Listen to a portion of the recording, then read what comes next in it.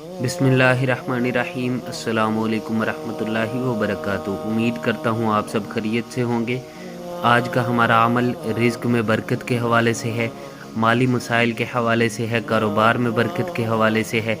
अगर आप रिज़्क़ में बरकत चाहते हैं, मालो दौलत में फरावानी चाहते हैं, आप ढेर सारा पैसा हासिल करना चाहते हैं, आपको अचानक पैसों की ज़रूरत है, पैसों का बंदोबस्त चाहते हैं,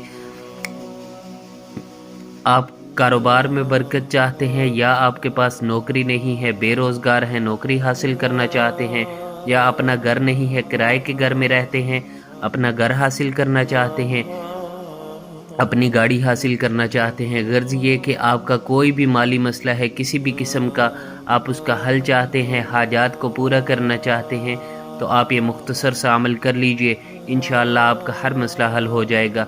मसाइल के हल के लिए अल्लाह रब्बुल इज़्ज़त की ज़ात का ताल्लुक़ बहुत ज़रूरी है, क्योंकि अल्लाह रब्बुल इज़्ज़त के अलावा कोई किसी को इज़्ज़त नहीं दे सकता, और अल्लाह रब्बुल इज़्ज़त के अलावा कोई किसी को ज़िल्लत नहीं दे सकता।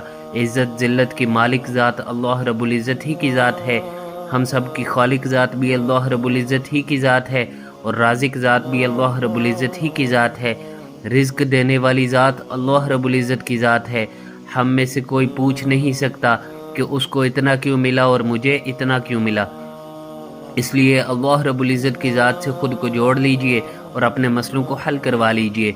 अगर आप गुर्बत से निजात हासिल करना चाहते हैं, एक खुशहाल ज़िंदगी गुजारना चाहते हैं, आप रिज़्क़ की तंगी को दूर करना चाहते हैं, तो आपको ये मैं मुख्तसर सा अमल बताता हूँ। लेकिन उससे पहले अल्लाह रब्बुल इज़्ज़त की ज़ात के ताल्लुक़ के लिए दो शर्तें हैं जिन पर अमल बहुत ज़रूरी है। नमाज की पाबंदी और 100% गुनाहों को छोड़ना, ये दो काम करने बहुत ज़रूरी हैं। अगर आप इन दो बातों पर अमल करते हुए वजीफ़ा को करते हैं तो इंशाअल्लाह आपको ज़रूर फ़ायदा होगा। अमल की तरतीब शुरू करते हैं। उससे पहले अमल की इजाज़त के लिए हमारे चैनल को सब्सक्राइब कर लीजिए। अमल से पहले मैं आपको चंद बातें अर्ज़ कर दूं कि जिनसे अमल की तासीर में इजाफ़ा होगा, वो ये है कि आप कोशिश करें कि अमल से पहले 2 नफल हाजत की नीयत से पढ़ कर करें, और मुसल्ले पर बैठ कर करें, क़िबला रू होकर करें, बावुज़ू होकर करें। और आपने इस अमल को रात को इशा की नमाज के बाद करना है। सोने से पहले आपने इस अमल को करना है। इशा की नमाज जब पढ़कर आप फारिग हो जाएं तो उस वक्त। लेकिन अगर आप उस वक्त इस अमल को नहीं भी कर सकते तो आपको दिन में जब भी वक्त मिले आप उस वक्त इस अमल को कर सकते हैं, कोई पाबंदी नहीं है। लेकिन कोशिश करें कि इशा की नमाज के बाद करें। और दूसरी बात कि अगर आप मुसल्ले पर बैठकर नहीं भी कर सकते, किसी वजह से नहीं भी बैठा जाता, तो आप कुर्सी पर बैठकर या बिस्तर में बैठकर भी कर सकते हैं। कोई हर्ज नहीं है, कोई पाबंदी नहीं है। और अमल से पहले कोशिश करें कि कुछ न कुछ सदका दे कर करें, चाहे 10 रुपए ही क्यों ना हो, सदका दे कर करें। हस्बे तौफीक आप जितना कर सकते हैं। सदका देने के से माल घटता नहीं है। नबी करीम सल्लल्लाहु अलैहि वसल्लम ने फरमाया कि मैं इस बात पर कसम खा सकता हूँ कि सदका देने से माल कम नहीं होता। इसलिए अमल से पहले सदका देकर इस अमल को करें, चाहे 10 रुपए ही क्यों ना हो, लेकिन लाजमी दें। हस्बे तौफीक आप जितना दे सकते हो। अमल की तरतीब शुरू करते हैं। इस अमल की खास इजाज़त के लिए हमारे चैनल को सब्सक्राइब कर लीजिए। आम इजाज़त सब के लिए है, लेकिन ख़ास इजाज़त के लिए हमारे चैनल को सब्सक्राइब कर लीजिए। अमल की तरतीब सुन लीजिए। अमल की तरतीब में सबसे पहले आपने अल्लाह रब्बुल इज़्ज़त की ज़ात को इन इस्माए मुबारक से पुकारना है। आँखों को बंद कर लीजिए और सर को झुका लीजिए। या रहीम या अल्लाह जल्ल जलालुहु, या रहीम या अल्लाह जल्ल जलालुहु। आपने इस तरह अल्लाह रब्बुल इज़्ज़त की ज़ात को पुकारना है। उसके बाद या रज़्ज़ाक़ या अल्लाह जल्ल जलालुहु, या रज़्ज़ाक़ या अल्लाह जल्ल जलालुहु 10-10 मरतबा आपने इन दोनों इस्माए मुबारक का ज़िक्र करना है। उसके बाद आपने इस्तग़फ़ार करना है 100 मरतबा। अस्तग़फ़िरुल्लाह अस्तग़फ़िरुल्लाह का विर्द करना है। तस्बीह पर कर लीजिए या हाथ की उंगलियों पर कर लीजिए। सुन्नत है दाएं हाथ की उंगलियों पर तस्बीह पढ़ना, आप दाएं हाथ की उंगलियों पर पढ़ लीजिए। और उसके बाद आपने दरूद पाक 3 मरतबा पढ़ना है। दरूद पाक जो दरूद इब्राहिमी है, जो नमाज वाला दरूद, उसको आपने 3 मरतबा पढ़ना है। उसके बाद आपने दुआ करनी है अपने मसले के लिए।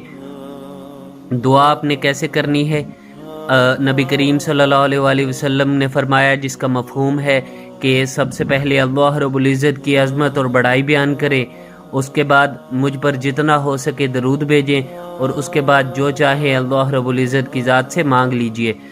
اس لیے آپ نے دعا کے اول اور آخر میں درود ابراہیمی ایک تو 3 مرتبہ لازمی پڑھنا ہے، اور دوسرا آپ نے سب سے پہلے اللہ رب العزت کی عظمت اور بڑائی بیان کرنی ہے، اللہ رب العزت کے احسانات کا، نعمتوں کا شکر ادا کرنا ہے، اور اس کے بعد اپنا مسئلہ بیان کرنا ہے، اور اللہ رب العزت کی ذات سے آپ کی جو بھی حاجت ہے، جو بھی آپ کی مراد ہے، وہ مانگ لیجئے۔